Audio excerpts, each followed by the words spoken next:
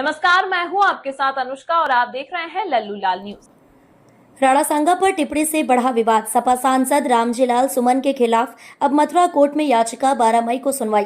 देश के इतिहास और महापुरुषों को लेकर की गई टिप्पणी किस हद तक गंभीर मुद्दा बन सकती है, इसका ताजा उदाहरण समाजवादी पार्टी के राज्यसभा सांसद रामजीलाल सुमन के बयान से उपजे विवाद के रूप में देखा जा सकता है।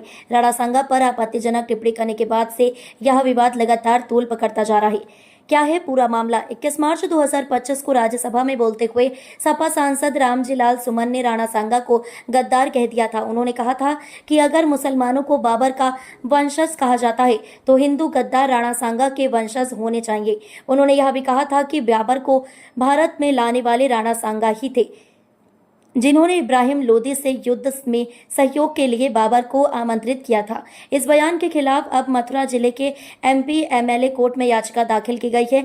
यह याचिका वृंदावन निवासी और कथावाचक कौशल किशोर ठाकुर ने दायर की है। उन्होंने अपनी याचिका में कहा है कि राणा सांगा केवल एक ऐतिहासिक व्यक्तित्व नहीं बल्कि राष्ट्रीय महानायक है।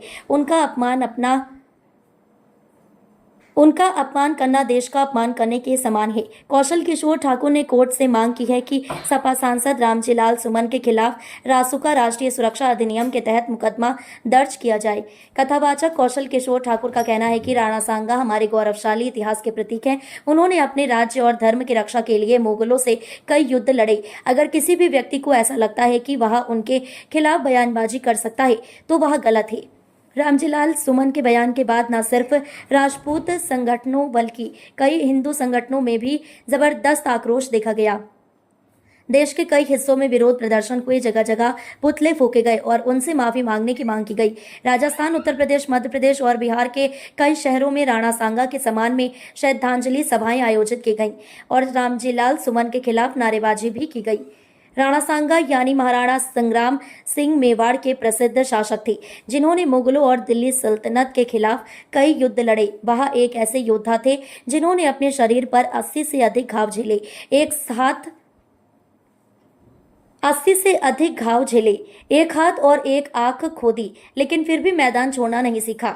उन्होंने भारत की स्वतंत्रता और संस्कृति की रक्षा के लिए अपने जीवन की आहुति दी। ऐसे महापुरुष के खिलाफ गद्दार शब्द का प्रयोग करना कई इतिहासकारों और देशभक्त नागरिकों को आपत्तिजनक लगा और यही इस पूरे विवाद का मूल कारण बना। इस पूरे विवाद ने एक बार फिर यह साबित कर दिया है कि भारत में इतिहास, संस्कृति और महानायकों का अपमान सहन नहीं किया जाता।